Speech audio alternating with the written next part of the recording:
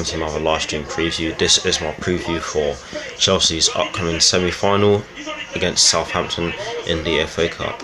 And before I get into my lineup, I'm going to say rest in peace to Roy Bentley. He did pass away yesterday. I don't know how he passed away or how he died, shall I say. But yeah, he is one of our legends. He made, I think, 367 appearances. Hello, Path to Janet, as usual.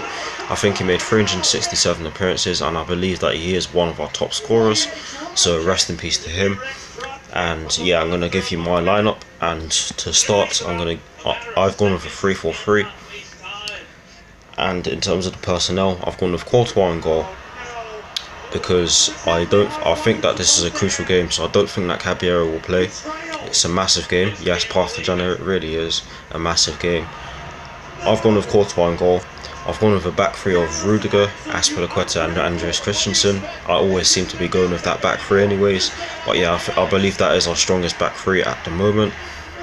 Although Gary Cahill has been playing really well recently, I don't think that he played well against Southampton last time, so I'm basing my lineup on merit. But yeah, that's the back three I've gone with: Azpilicueta, Andreas Christensen and Antonio Rudiger. Midfield four, I've gone with Moses, Bakayoko, Kante and Emerson Palmieri.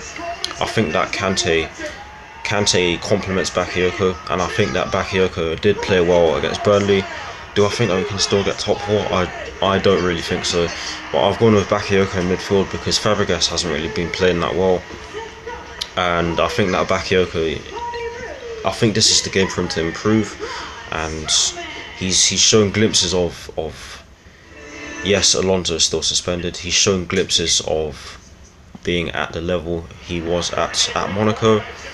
I've gone with Emerson Palmieri simply because Marcos Alonso is suspended, and also he was really good against Burnley, and I did say in my reaction video for that game that he is my man of the match. He was my man of the match in my opinion. But yeah, the midfield four: Moses, Bakayoko, Kante and Emerson Palmieri. I didn't put Fabregas in there simply because he hasn't been playing well at all recently. But I think that he'll come off the bench, and I hope he does, because he is capable of changing the game. Now the front three, there are some surprises. I've gone with Pedro on the right hand side. I mean, against Burnley he was immense. He was very skillful. He made quite a few surging runs from midfield, from attacking midfield specifically, and he would complement the midfield really well. On the left hand side, I've gone with Willian simply because Willian is better on the left hand side than he is on the right. He can come in off of his right foot and cause real havoc to Southampton's right hand side. Up top, I've gone with Alvaro Morata simply because I think that he needs to get more goals. He has been good recently, but I think that he needs to get the finishes and he needs to link up well with the rest of the team. And I think that Azpilicueta and Morata need to get back to their old ways, like their ways the goal they scored against Manchester United. They need to do that again, because I would start Giroud and Morata. That's a good point. But the reason why I haven't gone with that is because we're gonna need one of them to be an impact substitution if one of them doesn't have the best of games, if that makes any sense. But to recap, I've gone with Courtois in goal, Azpilicueta, Andreas Christensen and Antonio Rudiger in the back three.